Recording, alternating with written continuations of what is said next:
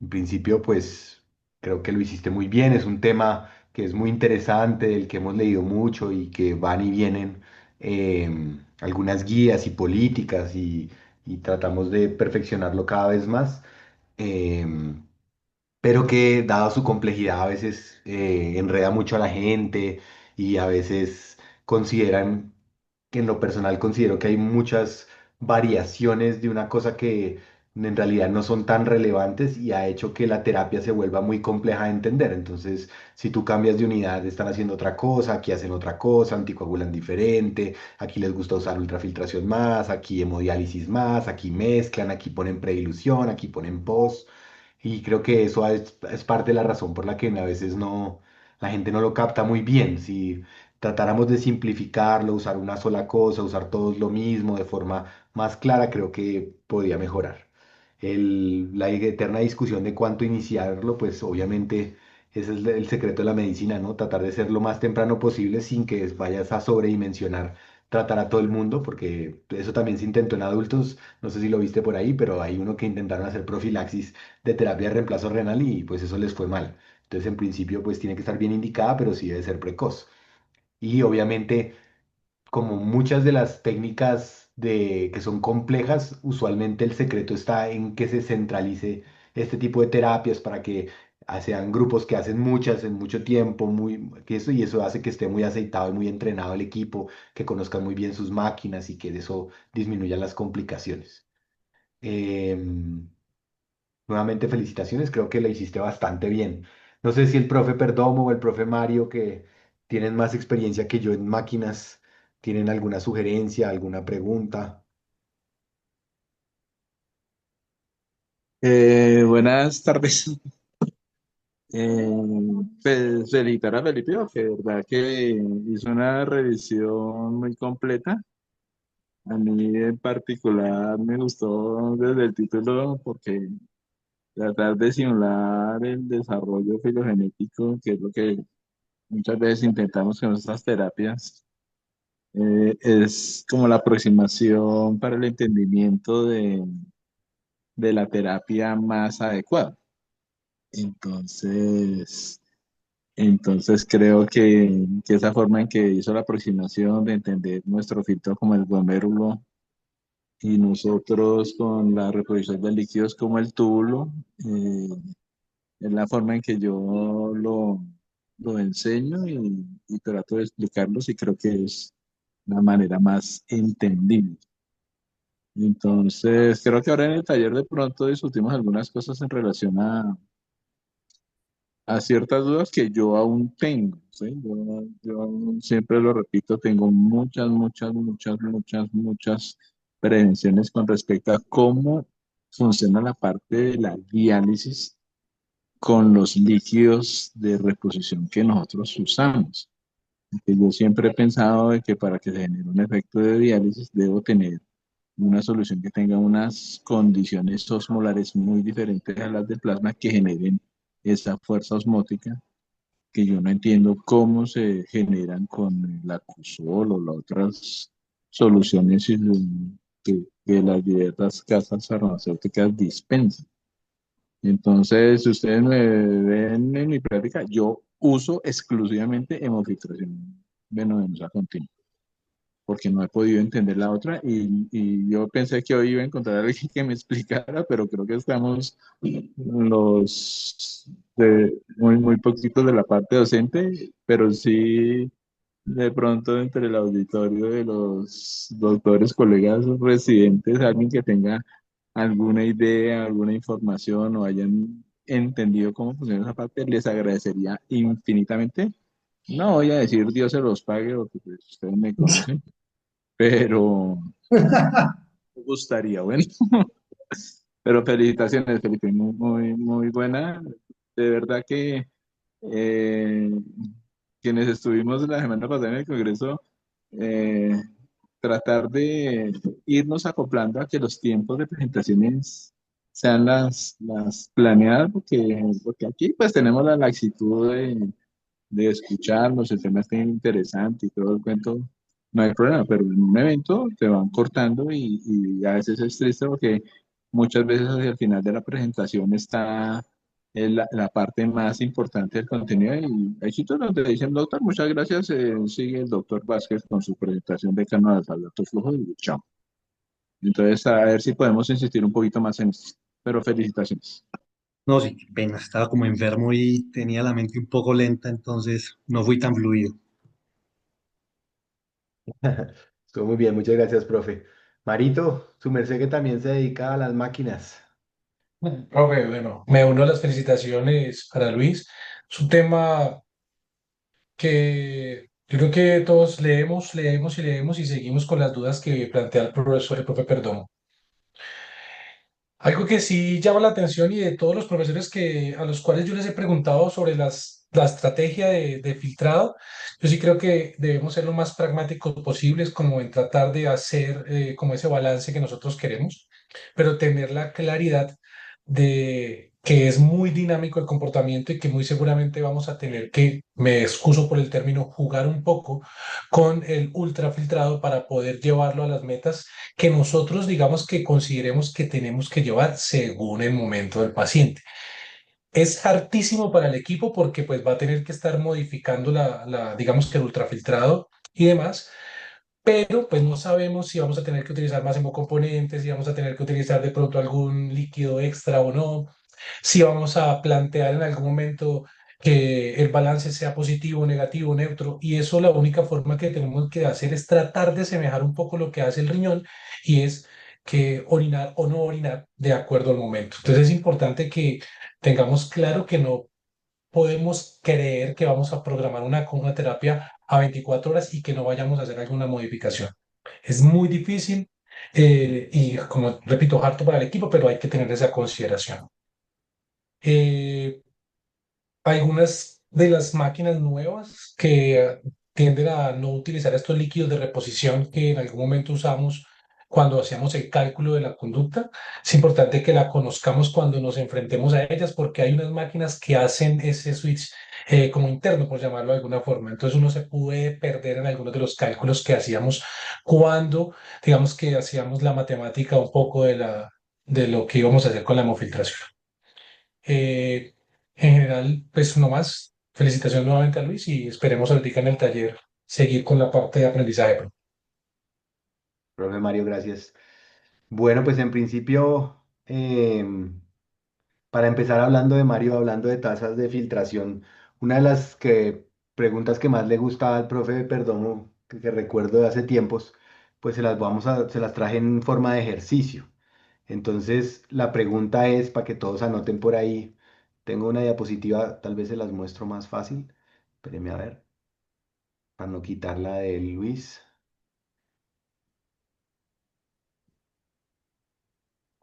A ver si logro compartir.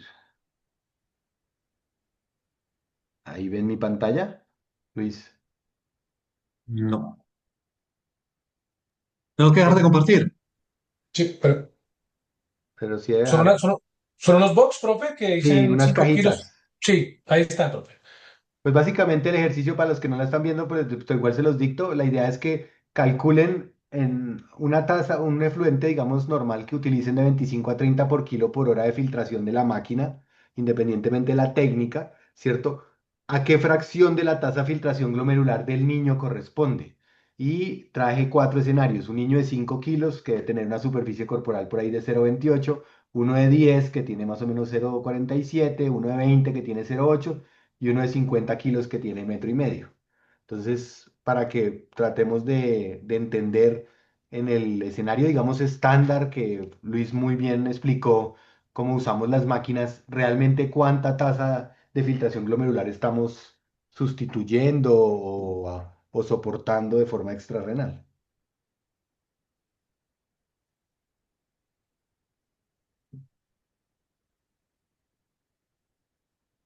No estoy viendo, bueno, ahí puedo ver quiénes levantan la mano cuando ya tengan el primer cálculo.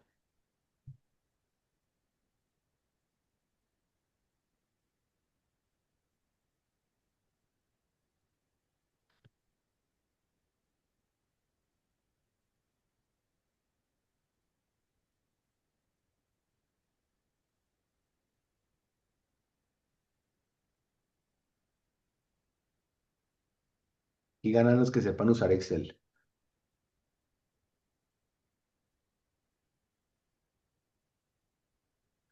o los que tienen la calculadora en la cabeza como el profe Perdomo.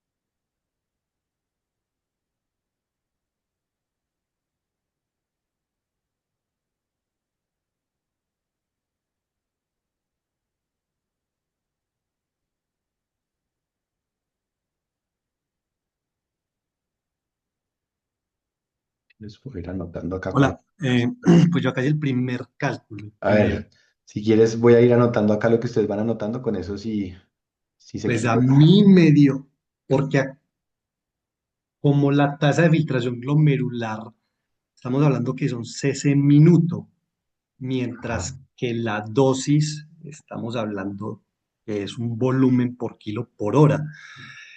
Acá, después de hacer todos los cálculos, esa dosis corresponde apenas a un 4,3% de la tasa de filtración glomerular del niño. ¿Cuál hiciste? ¿El niño de 5 kilos? Sí, Listo. ¿Y entonces cómo lo hiciste? yo puse una tasa de filtración glomerular normal, pues yo puse creo que 120 por 1,73 por metro cuadrado, minuto. Entonces hice una regla de 3, pues si 120 son por cada 1,73, pues si el niño apenas tiene una superficie de 0,28, pues cuánto sería y con eso me da pues como el primer valor. Entonces esto por 0,28 eh, dividido, ya me perdí.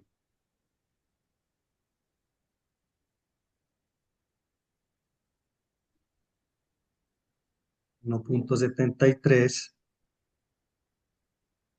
y eso lo multiplico en 60 minutos y luego ese valor que me da lo divido pues por esos 150 porque lo hice con 30 cc kilo hora. Pero después yo lo vuelvo a hacer que me dio un valor diferente. Lo importante es cómo el racionamiento, digamos, los cálculos pueden meter en un Excel o los pueden meter en una No, espere que calculadora. no sé qué apliqué mal, pero me dio un valor diferente. ¿Alguno hizo este mismo ejercicio, Paola? Sí, ¿cómo están? Buenas tardes. Yo lo hice muy parecido a Luis, entonces, ¿También hiciste el de 5? sí, Listo. entonces, pero lo hice por 25 y como es mililitros hora, 125 mililitros hora. O sea, le pusiste Y 120, aquí 25. por 5, 125 mililitros hora, Ok. que O sería sea, la ya dosis. le quitaste el kilo y lo dejaste por hora, te quedó 125 mililitros hora. Sí, señor. Ajá. Y ahora, pues la fórmula de tasa de filtración, le dejé una tasa de filtración normal y pues 0,28 que es la Este sí superficie. usaste 120,173 metro cuadrado minuto. Sí, señor. ¿Y ese Ujú. te dio cuánto? 972 multiplicándolo ya por minuto hora para pasarlo a mililitro hora. Y entonces la fracción sería 125 mililitro hora sobre 972 que me dio la tasa de filtración, me da 12,9. A mí también me da igual. Sí, lo he hecho, había calculado mal. Listo. Entonces, todos más o menos entendieron lo que hicieron, ¿no? Hicieron la transformación de los denominadores, ¿cierto? Para que cuánto equivalía a una tasa de filtración glomerular normal y cuánto es la filtración por hora del sistema y luego simplemente sacan la fracción y les dio el 13% para el niño de 5 kilos. Si alguno no lo había entendido, esa es la manera de acercarse al resultado. Ahora, alguno hizo ya el de 10, el de 20.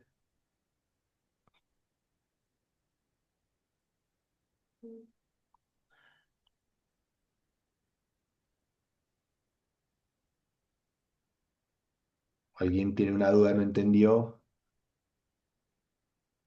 Aprovéchennos.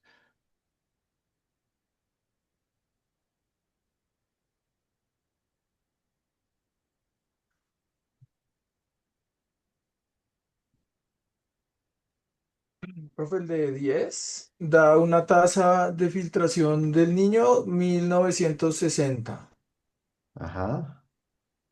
y la dosis calculada 30 como un punto medio serían 300.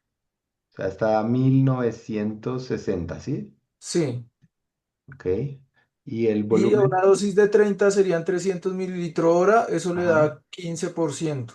15% de fracción. Listo, perfecto.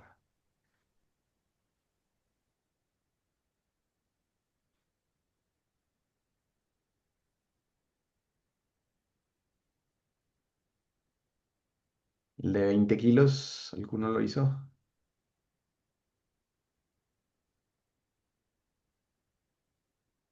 18% con dosis de 30 y tasa de Entonces, 120. bueno, ¿Y ¿cuál cuánto? creen que sean el sentido de haber hecho esta pregunta?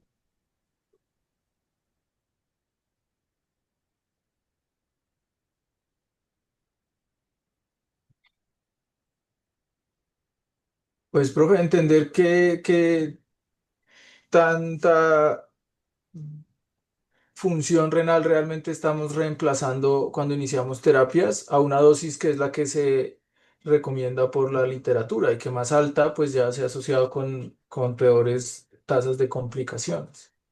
Y si cada uno en cuenta que tal vez no estamos reemplazando ni siquiera la mitad de la función que haría un riñón sano, pues en el paciente que tenemos ahí al frente. Esta me faltó cuando la tengan.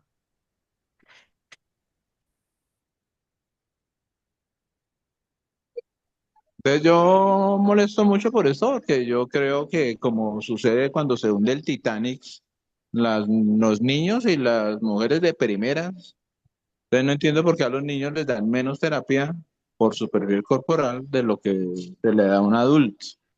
Entonces, yo creo que la función renal, como otras muchas funciones, está indexada a la superficie corporal. Y entonces, por eso quienes me conocerán sabrán que la formulación que nosotros hacemos la hacemos con relación a la superficie corporal y para nosotros nuestro cálculo está alrededor de 1 litro por metro cuadrado de superficie corporal. Y eso va a hacer que la tasa de reposición de la función renal esté cercana a la cuarta parte, que es más o menos el índice de función renal que convierte a un paciente de falla renal crónica en manejo ambulatorio a una falla renal crónica que ya están pensando en iniciar una terapia de reemplazo renal. ¿Vale? Entonces, eso es esta inquietud. Lamentablemente, pues en las instrucciones que ustedes van, a veces hay protocolos muy rígidos, pero es simplemente para que entiendan que los niños muy chiquitos se están quedando muy corticos de terapia desde mi punto de vista. ¿Vale? Habrá profesores que dirán, la dosis la hizo así Ronco, que es un espectacular intensivista de adultos, pero yo a partir de las consideraciones que tengo, porque manejo niños, creo que deberían filtrarse más indexados a la superficie corporal.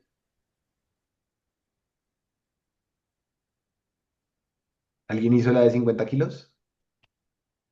Da 24, profe. 23%. Eso, 24. Listo. Entonces, creo que ahí el mensaje fue muy claro y ustedes mismos vieron el ejercicio y la razón por la cual el profe Perdomo justifica hacer el ajuste a 1 litro metro cuadrado, ¿no?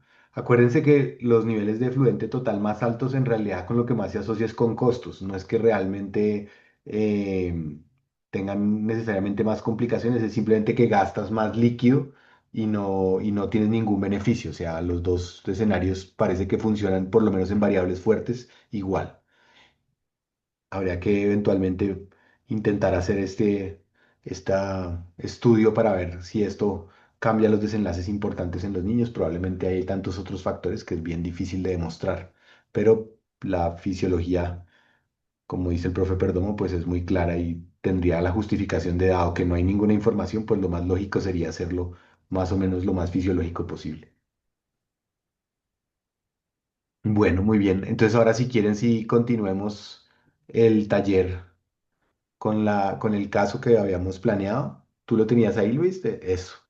Entonces Mateo es un niño sano, entra por apendicitis con peritonitis, lo tienen que ventilar, le tienen que poner nora y definitivamente empieza a tener acumulación de líquidos, edemas, más parámetros en el ventilador y oligúrico, pese a cargas o balance o aportes de líquidos que les parecen a ustedes que ya han sido adecuados. Inclusive le hacen un test de furosemía que no logra sino 0,2 mililitros kilo hora a las 2 horas y definitivamente ya el balance que ustedes tienen ahí calculado les está dando más de 2 litros.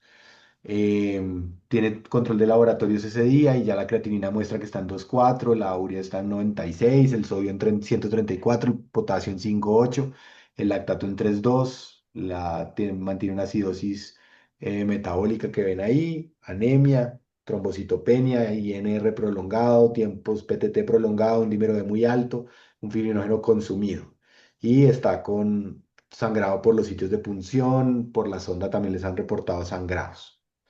Entonces, en ese escenario tan maluco que es bastante típico a veces de las complicaciones, ¿qué tipo de terapia sanguínea extrarrenal le pondrían a este paciente y por qué lo harían?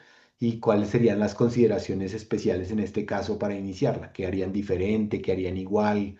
Todo eso que les explicó Luis, que ustedes me imagino que manejan bien, ¿cómo lo harían o cómo lo hicieron?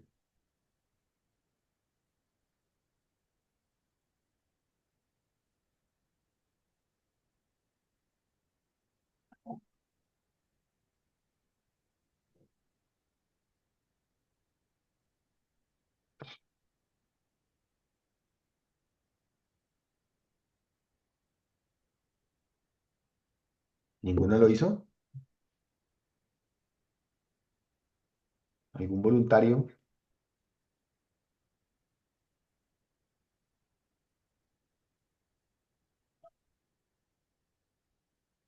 ¿Ningún voluntario? Está muy difícil. Yo vi que todos hicieron la tarea. Brian, Profe, entonces, pues enfocándolo un poco en el contexto de un niño que estaba con un choque séptico, con una peritonitis perforada y una cavidad abdominal contaminada, digamos que de entrada eso pues nos contraindicaría en la fase inicial un método de diálisis o de terapia de reemplazo renal que incluya el peritoneo. Entonces, de entrada, por eso descarté, al menos en esta primera fase aguda, recién operado y con las perforaciones, pues usar diálisis peritoneal aguda. Y ya según pues lo que nos expuso Luis en la charla, dado el contexto de inestabilidad, la acumulación de solutos, la sobrecarga hídrica ya alta, incluso en las primeras horas de manejo, y el requerimiento de un soporte vasoactivo intermedio alto, pues considero también que, o considere una terapia lenta continua, en este caso una hemodiafiltración venovenosa continua, con el fin de mejorar tanto la parte a través del método convectivo, mejorar un poco la parte de la sobrecarga hídrica, pero a través del método de difusión también ayudar con el barrido de electrolitos, el exceso de ácidos y también mejorar un poco así el estado de acidosis metabólica. Además, pues como nos mostró Luis, tanto el estudio WIROC como otros estudios han mostrado pues que en pacientes en el contexto de sepsis, de choque séptico y soporte vasopresor elevado, pues las terapias de flujos lentos generan una menor interacción o generan un menor impacto en la hemodinamia del paciente y puede acoplarse un poco mejor. ¿Qué factores quise como tener en cuenta para el inicio? Uno, que el caso no decía si el abdomen del paciente estaba cerrado o abierto, y eso también nos tendría que hacer pensar en qué zona poder poner el catéter, porque si tal vez tenemos un abdomen que está cerrado, que puede evolucionar hacia una hipertensión abdominal, eso me puede dificultar también los flujos del circuito si el catéter que pongo es femoral. Entonces sí sería, digamos, algo a tener en cuenta. Aunque el paciente está coagulopático, podría optar en la fase inicial por hacer la terapia con anticoagulación regional o inclusive con lavados, dependiendo del contexto de la coagulopatía o la evolución de la coagulopatía en la fase inicial del manejo.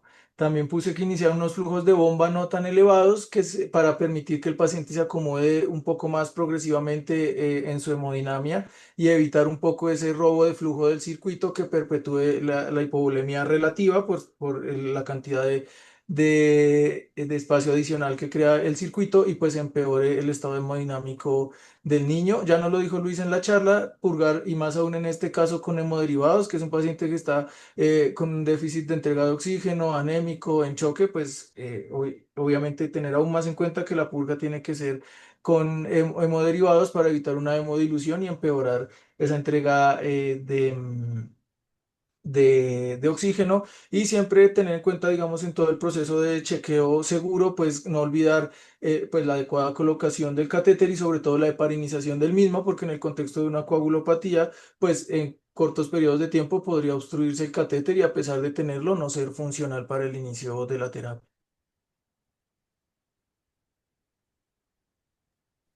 Muy bien, Brian, muchas gracias. Juliana. Hola, buenas tardes. Juliana Silva, Universidad Nacional. Yo difiero un poquito con las consideraciones que hace Brian en cuanto, digamos, pues que todo lo grande, el catéter de frente y la terapia continua así. Sin embargo, desde mi punto de vista, podríamos iniciar una hemofiltración venosa continua. Recordemos que este niño no solo tiene dificultades que realmente no son tan graves a pesar de que tiene un boom elevado que está en 93, pero realmente ese problema principal está el boom, pero también tiene una sobrecarga hídrica importante.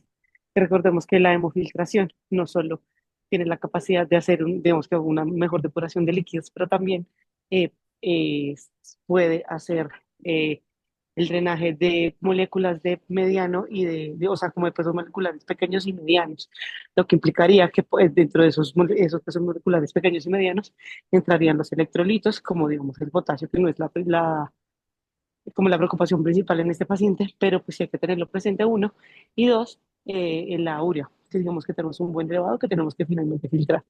Entonces, yo me iría por una hemofiltración venosa continua. Em, Dentro de las consideraciones, pues ya tipo el acceso vascular, en este paciente nos iríamos con un catéter de alto flujo para más o menos para unos 30 kilos de 10 a 12 French. Se dice que después de los 30 kilos un día podría usar los catéter de los adultos que son más o menos 12 French, pero pues en este chiquito yo me iría con un 10 French. El flujo, que es el QE que uno habla, nos vamos, la literatura dice más o menos de 5 a 10 mililitros kilo minuto. Yo me iría con 5 que sería 150 mililitros minuto. El cebado del circuito, a pesar de que digamos que de este paciente está coagulopático, cumple criterios para CID, es importante entender que la CID, a pesar de que sí es un proceso eh, como que promueve el sangrado, pero también es un proceso trombótico. Y eso lo que puede hacer en el filtro es tapar más fácil el filtro y hacer que el filtro como tal funcione menos horas y que la vía útil disminuya. Entonces yo habría hecho digamos que el cebado del circuito con la solución salina heparinizada. Dentro de la anticoagulación en estos pacientes, volvemos a la misma consideración que dije previamente, la CID también es un estado protrombótico, entonces lo que uno debería hacer y lo que pues indican las guías es hacer una anticoagulación regional. Inicialmente, la que está escrita pues es la del citrato de calcio con el gluconato de calcio como que se revierte antes de entrar al paciente, pero también uno podría hacer la anticoagulación regional con la heparina, no sistémica, sino hacer la reversión antes de ingresar al paciente con protamina. Dentro del líquido de reposición, eh, del 25 al 35. Yo utilicé el 30 mililitros kilo hora y pues digamos que la sustitución la pondría 50% prefiltro y 50% postfiltro, teniendo en cuenta que nosotros no solo necesitamos eh, digamos, proteger el filtro, sino que también la terapia sea una terapia eh, no útil, pero, o sea, sí útil, pero como sirva realmente para lo que necesitamos en ese contexto. Esas son mis consideraciones adicionales. Ok, gracias. Muchas gracias, Juli. Paola. ¿Cómo están? Buenas tardes. Yo estoy de acuerdo con Juliana acerca de la elección de la terapia. Pues este paciente estaba hemodinámicamente inestable. Ya pues sabemos que las terapias intermitentes en él no eran como la primera opción. La diálisis peritonal por tener su foco infeccioso intraabdominal, pues Había un alto riesgo de licencia de sus rasuturas, de fugas, de infecciones. Em, Realmente la hemofiltración me parece que es la estrategia adecuada, segura y pues especialmente en este paciente que está inestable. Y realmente las metas en él, como dijo Juliana, es reducir la sobrecarga hídrica, controlar la acidosis metabólica que tiene, manejar la hipercalemia y prevenir como a una peor disfunción renal. Lo único que cambiaría, pues, es como hablamos ahorita en el ejercicio que hicimos, es la ultrafiltración, pues, con superficie corporal por 1 litro por metro cuadrado. Y ya. Perfecto. ¿Alguien tiene alguna otra sugerencia o no está de acuerdo o hicieron algo diferente o quieren o opinan algo en contra de lo que se ha dicho hasta ahora?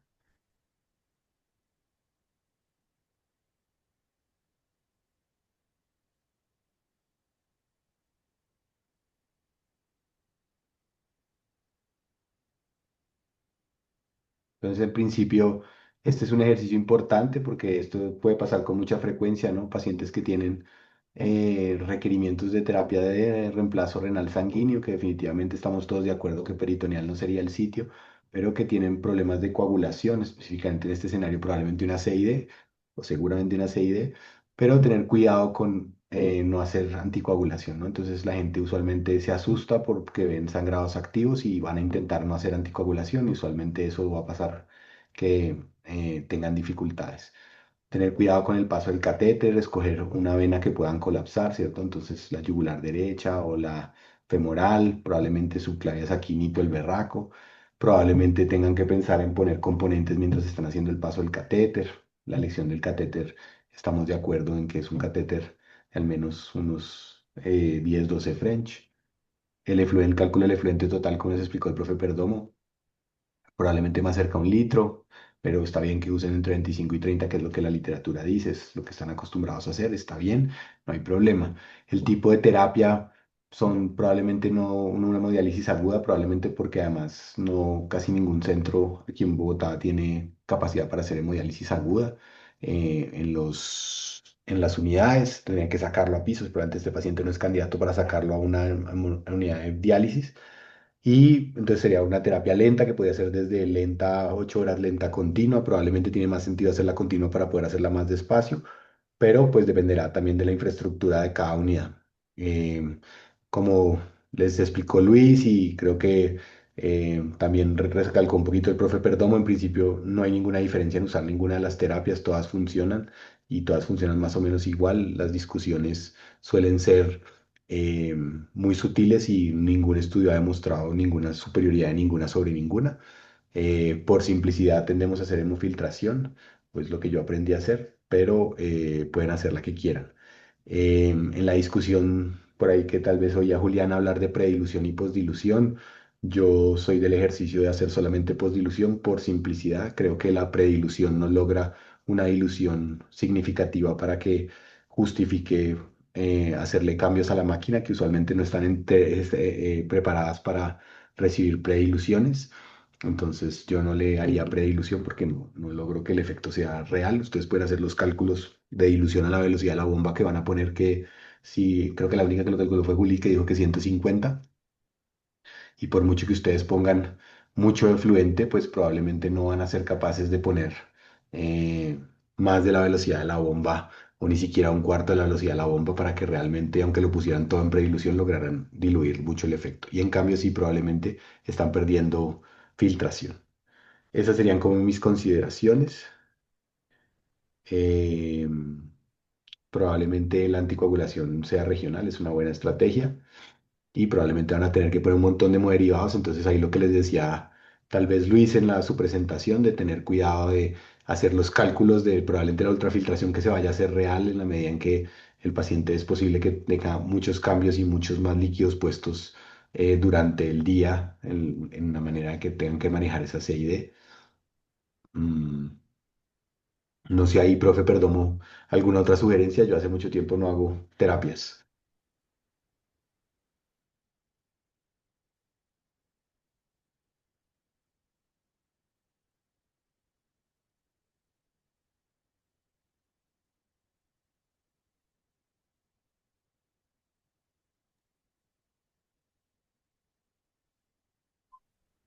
Lucía,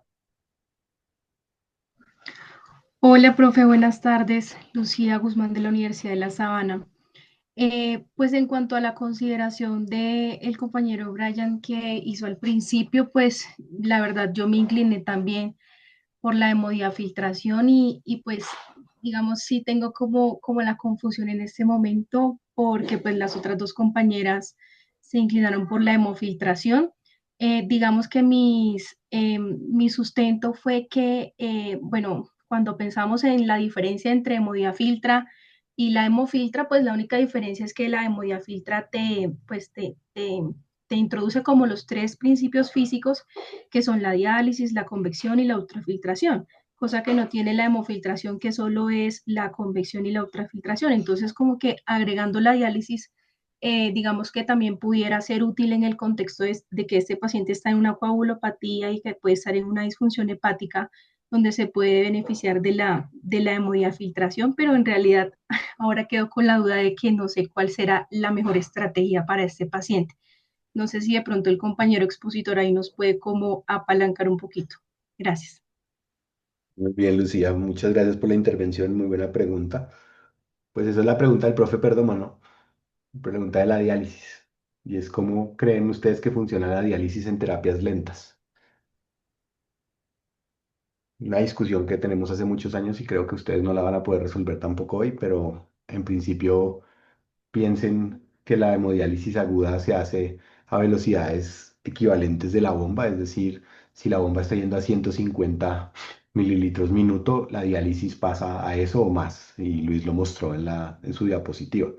Entonces, cuando hacemos diálisis con máquinas lentas, en realidad el líquido no está pasando ni a una sesentava parte, o bueno, sesentava no, como décima parte de la velocidad que está pasando la sangre. Entonces, realmente ahí el mecanismo se vuelve principalmente de convección a pesar de que están intentando hacer, o por lo menos teóricamente hacer diálisis. Entonces, por eso es que a veces es tan difícil entender que el mecanismo realmente sea activo y funcione.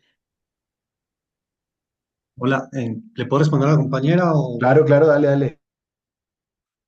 Pues yo en principio para ese paciente, o sea, usted también con una modalidad difusiva puede utilizar o puede programarse una ultrafiltración. O sea, yo en principio he usado una hemodiafiltración porque es más fácil, digamos, usted programar esa terapia, listo, o sea, programarla en máquina como hemodiafiltración y digamos que yo quiero utilizar muy poquita parte de difusión, entonces le bajo el QD y quiero que el resto me lo dé simplemente el flujo de ultrafiltración. Pero digamos quiero barrer más rápido potasio. Digamos, el potasio no se me está depurando de forma tan adecuada o la urea.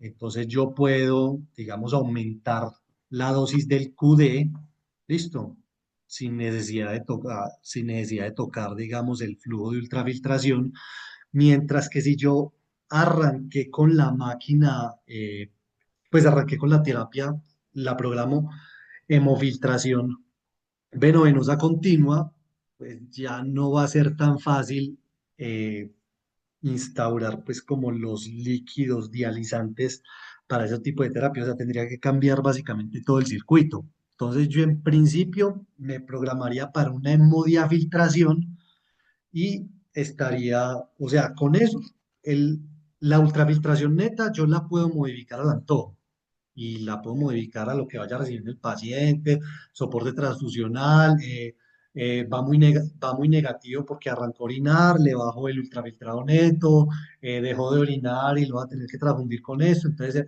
o le cambié las infusiones y ya las infusiones fijas me dan un poquito más alta, pues perfectamente le puedo aumentar el ultrafiltrado neto, siempre pues cuidando la fracción de ultrafiltración. Y si lo que quiero se me están aumentando, no se depuran adecuadamente, digamos, otros solutos, pues perfectamente le puedo subir al QD o al flujo del dializante para una depuración más efectiva. No sé si de pronto eso te responde la pregunta. Hoy estoy como enredado para hablar.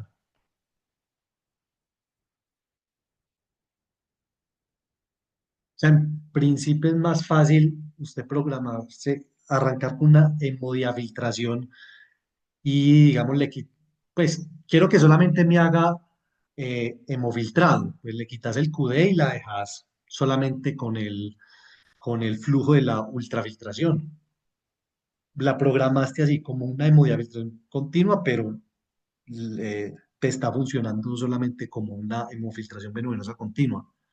Pero en algún momento pues le quieres aumentar el QD por X o Y motivo, pues se lo puedes aumentar eh, sin problema. Mientras que si lo programaste como una hemodiálisis normal o como una hemofiltración venosa continua, pues vas a después incorporar los líquidos, bien sea del dializante o de los líquidos de reposición, pues va a ser un poco más complicado. No sé si me hice entender. Muchas gracias, Luis, muy claro. La pregunta es, de fondo, es ¿qué tan efectiva es la diálisis en una máquina intermitente, en una máquina continua, versus la ultrafiltración? No sé si ustedes tienen Ah, experiencia de haber montado una máquina y, por ejemplo, eso que tú dices, que la montaste en ultrafiltración sola y veías que el potasio no bajaba y le prendiste la diálisis y ahí sí empezó a bajar el potasio. O en realidad tienen la tendencia más bien a programarla siempre de la misma forma porque así les enseñaron y digamos que en esta unidad se hace así y en general lo que mueven es de pronto los efluentes o los líquidos o cómo les ha funcionado en la práctica. ¿Ustedes sienten que con frecuencia cambian de técnica entre un mismo paciente o cómo es?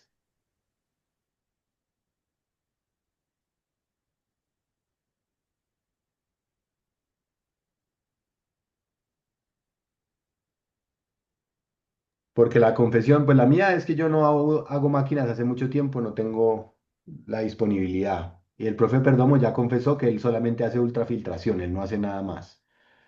El profe Mario, no sé, él sí creo que hace más cosas y yo sé que por ejemplo, el profe Jaime le gusta hacer la técnica mezclada con pre y postdilución mezclada también. Entonces es más como mañas de cada quien, más que realmente ustedes vean que hay mucho cambio entre una técnica y otra, por ejemplo, en un mismo paciente que les toque hacer cambios, que sientan que es mejor y que sistemáticamente les haya ido mejor. Pero pues oigo cualquier sugerencia. Caro, levanta la mano, Caro. Hola, buenas tardes. Pues nosotros generalmente en la cardio, digamos que ocurre como de cierta forma escalonada, es decir, generalmente en el niño que está más crítico, con sepsis, con falla hepática, con, digamos, que asumimos que tiene muchas citoquinas circulantes y todo esto, iniciamos con hemodiafiltración y dependiendo, digamos, de cómo vamos viendo la evolución del niño, como que nos vamos desescalonando, dependiendo de lo que queramos, digamos, depurar más o menos. Incluso como que para ese winning de las terapias, antes de hacer pues el reto diurético y estas cosas, casi que el común denominador es que pasamos por distintas modalidades hasta el SCUF. Y ya cuando estamos en ese punto que de pronto ya los electrolitos están yéndose hacia el otro lado, se están comprometiendo, pues tendemos a ya pues a pensar en suspender o alternarlo, pero digamos que en la práctica sí esos cambios se hacen incluso de un día a otro, dependiendo pues cómo vayamos viendo la evolución en los paraclínicos, en el estado clínico y estas cosas.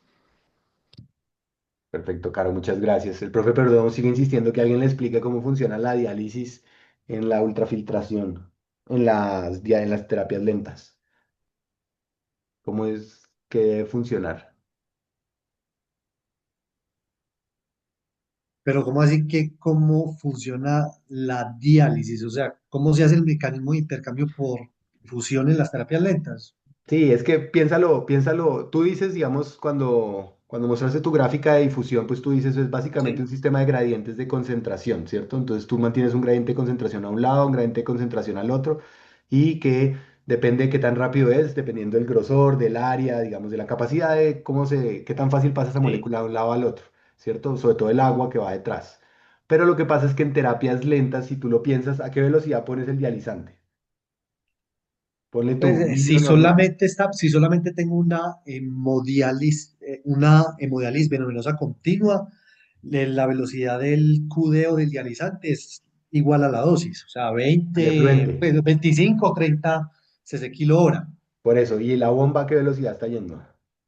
La bomba es, pues, un niño, digamos, de 20 kilos, que yo se lo programe por ahí a 4 cc kilo minuto, eso iría a 120 mililitros minuto. Por eso. Y el otro lado, digamos, el efluente en un niño de esa edad, ¿cuánto sería? 25 por kilo, digamos, máximo como un litro por ahí. ¿Hora? El efluente, entonces, a ver, por ejemplo, 30, niño Sí. de 20 kilos, y habíamos dicho cuánto, Sí, 30, 20 por ¿cierto? 30 dijiste. 900, un efluente de 900. Sí, sería 600, Mil- ¿no? 20 por 30. bueno, bueno, 20 kilos o Sí, 30 kilos. sí, sí, el que Que sea, quieras, no importa. bueno, 30, un chico de 30 kilos, que les pongamos una dosis de 30, el efluente 900. iría a 900. Listo, 900 por hora. Y el otro va Por- a 120 por el minuto. otro va a 120. Entonces, si igualas los dos fluidos, ¿a cuánto irían? Pues, o llevar uno a minuto o llevar el otro a horas. ¿Cuál te se queda más fácil? ¿Cuánto sería Cualquiera. 120 por 60? 120, no, espera, calculadora que a esta hora no. 7200 Entonces, en un lado está pasando a mililitros hora. 900 por hora y al otro lado está pasando a 7 litros por hora. Sí, Entonces, ese gradiente de concentración, ¿tú crees que ahí está funcionando principalmente con un gradiente de concentración o probablemente ahí tienes más un efecto de convección? Porque un líquido está pasando a 7 litros por hora, el otro está pasando a 1 litro por hora. Entonces, la probabilidad de que estés haciendo diálisis ahí, no, pero sí ocurre. O sea, eh, el hecho de que ese QD vaya de forma relativamente más lenta al QB ujú, hace que siempre haya un gradiente de concentración desde el lado sanguíneo hacia el líquido dializante. Entonces, sí, constantemente, bueno, listo. Entonces, míralo de este modo. Si el líquido está pasando a 7 litros por hora y el otro está pasando a 1 litro por hora, la presión hidrostática, ¿hacia dónde crees que va? Hacia el hacia la efluente. membrana, ¿Tú hacia la crees que hay membrana, algo que tenga una o sea, concentración? hacia el efluente. Eso. Entonces, ¿tú crees que hay algo que por concentración en el lado del dializante sea capaz de empujar agua en contracorriente hacia la sangre? Pero eso sí ocurre en algún punto, o sea, eso va fluid, o sea, en el último punto de la membrana, en el, digamos, en la parte más distal de la membrana, hay un flujo retrógrado, desde el efluente hacia el filtro. Muy poco, probablemente, porque Sí, no, no, la es muy presión poco. hidrostática que tienes es tan alta y entonces se van a igualar. O sea, es muy poco probable que estés moviendo algo a gradientes de concentración. Tanto así que, por ejemplo, porque si ese escenario funcionara, entonces, ¿por qué uno no le puede subir el gradiente de glucosa a la diálisis para que jale más agua? Eh, ¿Cuál sería el motivo? O sea, eh, porque en el fondo la mayor parte del agua está saliendo es por presión hidrostática. No está pasando, no estás realmente pero funcionando entonces estamos en hablando de presiones de depuración de difusión. líquidos o depuración de solutos. Claro, pero acuérdate que en principio lo que mueve los solutos es el agua. O sea, casi siempre uno arrastra lo que arrastra porque arrastra agua. Cuando la Eso- situación es de cero flujo y la presión hidrostática no es muy diferencial, si tienes un gran gradiente, digamos, hidrostático, digamos, de presiones de concentración, probablemente eso sí te jala agua. Pero es que en pero, este caso tendrías que jalar agua para un sitio donde ya de hecho está saliendo agua. Por eso es que es tan pero en difícil la de entender difusión, que a ese flujo seas capaz de producir un efecto de difusión. O sea, no es porque no entendamos que uno puede ponerle diálisis al circuito, es porque no creemos que ahí estés jalando ninguna molécula. O sea, sería fantástico uno poder marcar qué molécula se movió por difusión y qué molécula se movió por convección. Pero por principio hidrostático creemos que todas se mueven por convección. O sea, ahí hay muy poco lo que realmente se va a mover por gradiente de concentración. De hecho, uno esperaría que ponerle diálisis, si acaso algo hiciera, sería frenar el movimiento de ciertos electrolitos, porque al otro lado hay concentración de algo en el electrolito. pero con todo y eso se está diluyendo mucho con el efluente que está sacando. Esa es la pelea que tenemos en el fondo con ese tema de la diálisis en terapias lentas, que es distinto a la diálisis rápida, porque la diálisis rápida está siguiendo a la misma velocidad en las dos. Entonces, como los flujos están a la misma velocidad en las dos, ahí sí el gradiente de concentración es el factor más importante. Pero en este caso, que una va 1000 veces, 10 veces más rápido que la otra, la posibilidad de que tú logres meter agua en esa velocidad de flujo hacia el otro lado, o que de este lado la dilución no se esté dando por convección, es muy poco probable. Esa es la discusión. Mira que el profe Perdomo pregunta ahí en el chat, ¿cómo se genera un gradiente de concentración si ambos lados tienen la misma concentración? O sea, si está fluyendo el agua para este lado, realmente ese dializante, ¿qué tanto está diluyendo el flujo del efluente? Porque Ah, acuérdate que de todas pero, maneras ese filtro se va a llenar de líquido todo el tiempo, ¿sí? Así tú no te sí. le pongas dializante, tú ves un filtro montado en ultrafiltración pura y todo el tiempo está lleno de agua, ¿cierto? A los ambos lados. Ahora imagínate que a ese filtro de ultrafiltración le dejas un poquito de diálisis pasando por aquí y luego aumentas un poco más la velocidad, un poco más la velocidad, pero nunca vas a lograr cambiar de forma radical la concentración de lo que hay de ese lado del filtro porque la velocidad de la bomba es muchísimo mayor. Entonces, la mayor parte del líquido que hay en ese hueso, que llaman, es básicamente ultrafiltrado. O sea, en conclusión, para hacerlo sencillo, independientemente si crees, pones o no pones la diálisis, el mecanismo principal sigue siendo ultrafiltración, o sea, sigue siendo convección. No sé si es claro, es que es difícil. No A sé, ver, perdón, pero, si o puede sea, por ejemplo, ayudar pongamos un o en ejemplo real. puntual.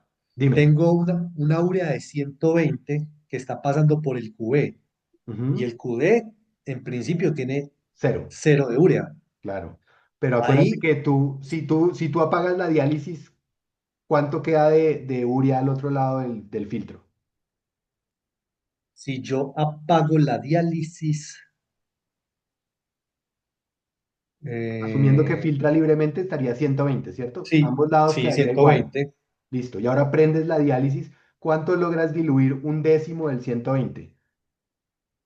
Es que el problema es la cantidad de volumen que viene del otro aparato. Entonces, de los 7 litros, tú solamente estás poniendo un litro. Entonces realmente logras como un séptimo de dilución del ultrafiltrado. Entonces en realidad el boom del otro lado del filtro no va a estar en cero como te lo imaginas.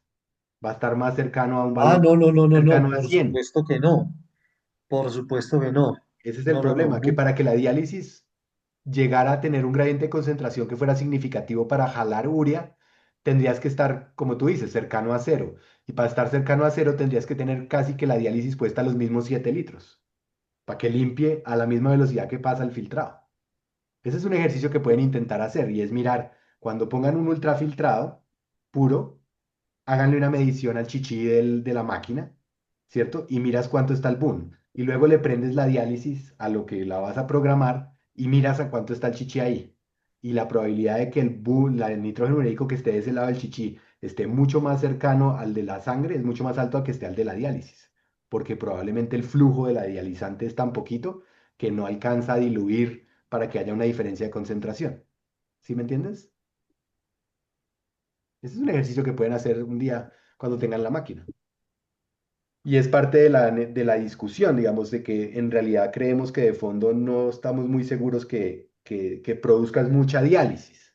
Entendemos cómo funciona, pero para que realmente lograras un efecto dializante tendrías que casi igualar el flujo de la bomba. Por eso las hemodiálisis intermitentes son al flujo de la bomba. Sí, no, y de hecho, pues uno, de hecho, la limitante en el aclaramiento, en las terapias lentas, hablando de solamente diálisis, hemodiálisis venosa continua, es el QD. Si uno quiere aumentar el aclaramiento, tiene que subir la dosis, digámoslo así. En las terapias intermitentes, siendo el QD mucho más alto que el QV, es el QV limitante en la depuración. Entonces, en ese caso, si yo quiero aumentar la depuración, tengo que aumentar es el flujo sanguíneo, no el QD en las intermitentes. Pero porque no lo movemos, porque en principio no parece ser costo efectivo moverlo. En las diálisis, pues no tienes costos, porque de todas maneras el agua circula o que tienen máquinas de filtrado, entonces no tienen problema tienen líquido infinito. Profe, Perdomo tiene abierto el micrófono, perdón. Estamos ahí Sí. involucrados los. No, es que de verdad, yo de verdad lo he preguntado en muchos lados y nadie me contesta. Porque es que no sé si es que en otros países usan soluciones dializantes diferentes al acusol, que termina siendo un ultrafiltrado del plasma libre de potasio o con poquito potasio o con potasio normal y sin creatinina. ¿Sí? Entonces yo he tratado de mirar, he revisado a ver cómo se produce el mecanismo de la parte de diálisis. Diálisis es yo pongo unos líquidos a un lado de una membrana semipermeable y del otro lado está la sangre del niño. Entonces, si yo pongo una solución que tiene la misma concentración al lado y la de la membrana, ¿cómo genera efecto dialítico? De hecho, mi pensar es que si la sangre tiene creatinina, el efecto sería que la sangre jalara agua del ultrafiltrado de reposición hacia la sangre, porque tiene un poquito más de osmolaridad por las moléculas de creatinina que esa sangre tiene. ¿Sí? Entonces yo por eso no entiendo cómo funciona la diálisis, o sea, nunca me van a ver formular una hemodiafiltración ni una hemodiálisis, porque no la entiendo, ¿sí? El día Pero que yo entienda, eso no se da por con respecto al principio de la difusión que funciona es por diferentes concentraciones. Eso es porque pero si Felipe, si las concentraciones están iguales al lado y lado de la membrana, ¿cómo hago yo para jalar? O sea, su merced, yo estoy seguro que de chiquito le echó sal a una babosa. Usted tiene cara de haber hecho eso, ¿cierto? Y veía cómo el agua de la babosa salía hacia la sal. ¿Por qué? Porque la concentración de la sal es brutalmente más alta que la concentración de la salecita de la pobre babosa. Pero si yo sumerjo la babosa en una solución salina que sea equivalente a la que tiene la concentración interna de la babosa ni se me va a hinchar ni se me va a deshinchar. ¿Sí? Es que por eso yo cuestiono mucho el cuento de la hemodiálisis y yo digo, el riñón no dializa, el riñón filtra.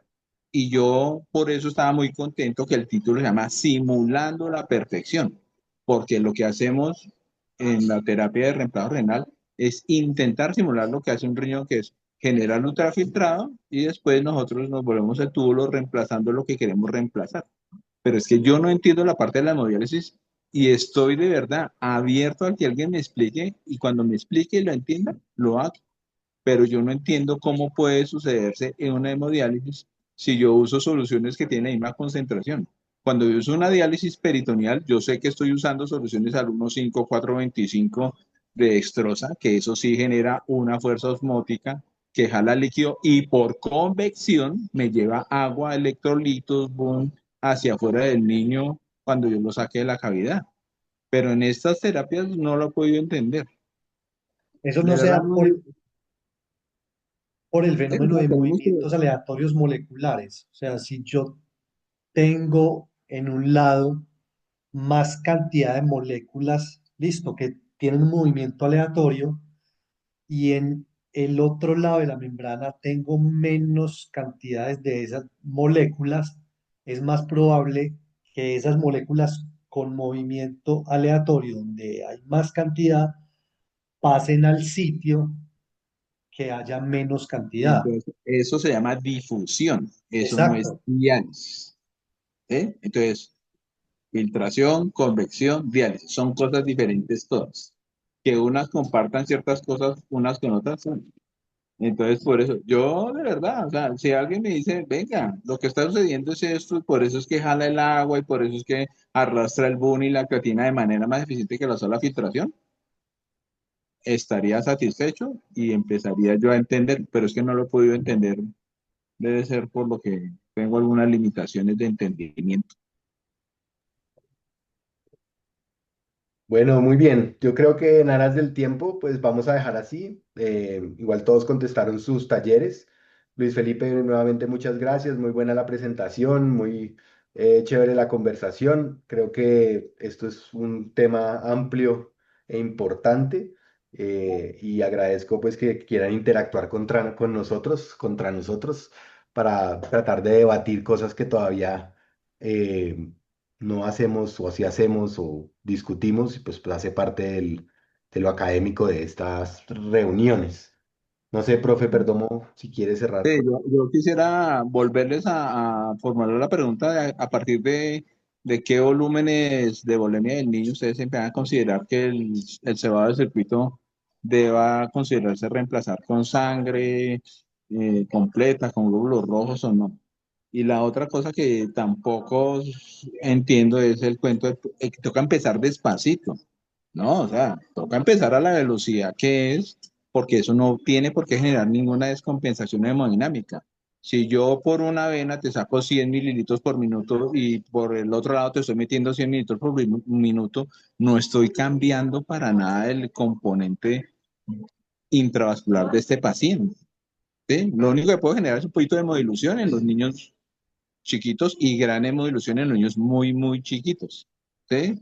El cuento de que caen las concentraciones de los vasoactivos y esas cosas, eso no tiene por qué suceder porque la presión de gasto cardíaco que yo le meto al filtro es muy poquita. ¿Sí? Y lo otro que a veces, bueno, conexión doble siempre, que es una cosa que a veces sí, eso sí genera descompensación del niño. A las enfermeras les da miedo introducirles la solución de purgado del equipo y entonces la van botando al piso mientras al niño lo están desangrando y obviamente un niño chiquito se tiene que descompensar si de manera abrupta le sacan 50, 100 mililitros de sangre que corresponden al 10 o al 20% de la volemia, entonces conexión doble. Y en la retirada también desconexión doble.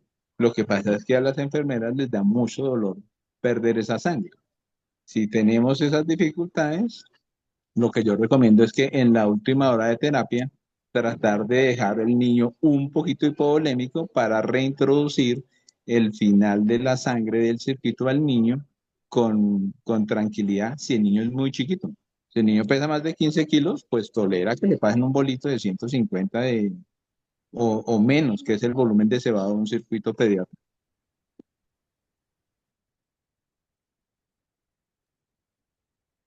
Bueno, muchísimas gracias. Nos vemos en 8 días. Hacemos diálisis peritoneal. Gracias, gracias a todos. Chao, chao. Gracias.